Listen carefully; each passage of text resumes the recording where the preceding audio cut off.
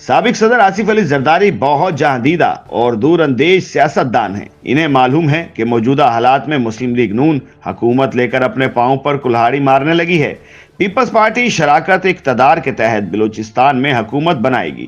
صدر مملکت، chairman senate, speaker قومی اسمبلی جیسے منصب حاصل کرنے کی کوشش کرے گی۔ اگر حکومت کو کسی قسم کا کوئی خطرہ ہوگا تو ساتھ دے گی، مگر مخلوط حکومت کا حصہ بننے کا فیصلہ نہیں کرے گی۔ اگر مقتدر حلقوں کے دباؤ پر حکومت میں شامل ہونا بھی پڑا تو 3 سال بعد کوئی بہانہ کر کے الگ ہو جائے گی۔ اسی دوران خورشید شاہ اور بلاول بھٹو زرداری اصولی موقف اپناتے ہوئے حکومت پر تنقید بھی کرتے رہیں گے۔ مہنگائی کے خلاف آواز اٹھائی جائے گی۔ تحریک انصاف کا مینڈیٹ تسلیم کرنے کی باتیں ہوں گی۔ آئندہ انتخابات آتے آتے پی ٹی آئی اور مسلم لیگ نون دونوں غیر مقبول ہو چکی ہوں گی تو پیپلز پارٹی ہی متبادل آپشن کے طور پر سامنے آئے گی اور بلاول بھٹو زرداری اگلے وزیر اعظم ہوں گے۔ یہی پیپلز پارٹی کی حکمت عملی ہے۔ مستقبل کا یہ سیاسی نقشہ سینئر کالم نگار محمد بلال غوری نے اپنے ایک کالم میں پیش کیا ہے۔ وہ لکھتے ہیں کہ پارلیمانی سیاست میں اقتدار کے حصول کو ہی حتمی کامیابی سمجھا جاتا ہے، لیکن یہ اقتدار کس قیمت پر مل رہا ہے، یہ بات سب سے اہم ہوا کرتی ہے۔ باوقار انداز میں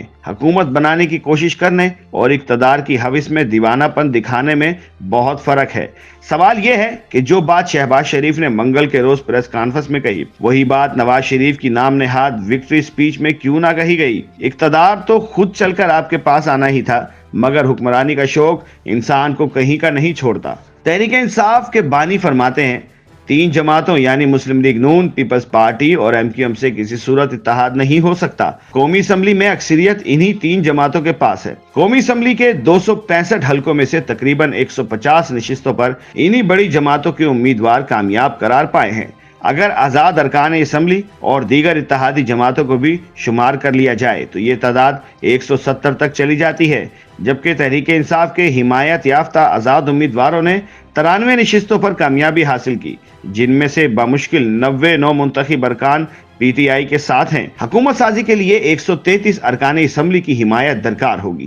سوشل میڈیا پر جو مرضی جال سازی کریں، مگر تحریک انصاف ایڑی چوٹی کا زور لگا کر بھی پنجاب اور وفاق میں حکومت نہیں بنا سکتی۔ یہ بات ہم سب کو بہت اچھی طرح معلوم ہے۔ بلال غوری کہتے ہیں کہ موجودہ حالات میں کوئی ذمہ دار سیاسی جماعت اپنی مقبولیت اور سیاسی مستقبل داؤ پر لگا کر ایک ایسی کمزور حکومت بنانے کا خطرہ مول نہیں لے سکتی جو مسائل حل نہ کر پائے اور عوام کے غیظ و غضب کا نشانہ بن جائے۔ تحریک انصاف کا معاملہ قدرے مختلف ہے۔ انہوں نے کارکردگی کے بجائے بیانیے کی بنیاد پر ووٹ لینا ہوتا۔ ان کے ہاں نقدہ کوکا اور پروگرام تو بڑھ گیا جیسے نعروں کے ذریعے بھی کام چلایا جا سکتا ہے۔ انہوں نے اقتدار میں آنے کے بعد بھی لوگوں کا شعور بیدار کرنا ہوتا ہے۔ خیبر پختونخوا میں جس طرح کی ترقی گزشتہ 10 برس میں ہوئی، امید ہے علی امین گنڈاپور اس کی رفتار میں مزید اضافے کا سبب بنیں گے اور بہت جلد صوبائی حکومت دیوالیہ ہو جائے گی۔ پنجاب میں مسلم لیگ نون نے مریم نواز کو وزیر اعلیٰ بنانے کا فیصلہ کیا ہے۔ مرکز میں شہباز شریف وزیر اعظم ہوں گے۔ کیا شریف خاندان کے علاوہ کسی رکن پارلیمنٹ میں یہ اہلیت و قابلیت نہیں کہ صوبے یا پھر مرکز میں نئے چہرے سامنے لائے جا سکیں؟ ملک کو جس قدر مشکل حالات کا سامنا ہے، بہتر تو یہ ہوتا کہ ایک مضبوط اور مستحکم حکومت بنتی اور نواز شریف وزیر اعظم ہوتے، لیکن یہ نہیں ہو پایا۔ تو کیا گھر میں ہی اقتدار کی بندر بانٹ کر لی جائے؟ بلال غوری کے مطابق بالعموم جب موروثی سیاست کی بات ہوتی ہے تو مسلم لیگ نون کی طرح پیپلز پارٹی پر بھی تنقید ہوتی ہے اور بجا طور پر کہا جاتا ہے کہ کیا قیادت کا جوہر صرف شریف اور بھٹو خاندان کی میراث ہے؟ لیکن سچ پوچھئے تو پیپلز پارٹی مسلم لیگ نون کے مقابلے میں بدرجہ بہتر ہے۔ وہاں یوسف رضا گیلانی اور راجہ پرویز اشرف جیسے رہنما وزیر اعظم بن سکتے ہیں۔ سندھ میں قائم علی شاہ اور مراد علی شاہ وزیر اعلیٰ بن سکتے ہیں۔ اب ناصر حسین شاہ کا نام زیر غور ہے۔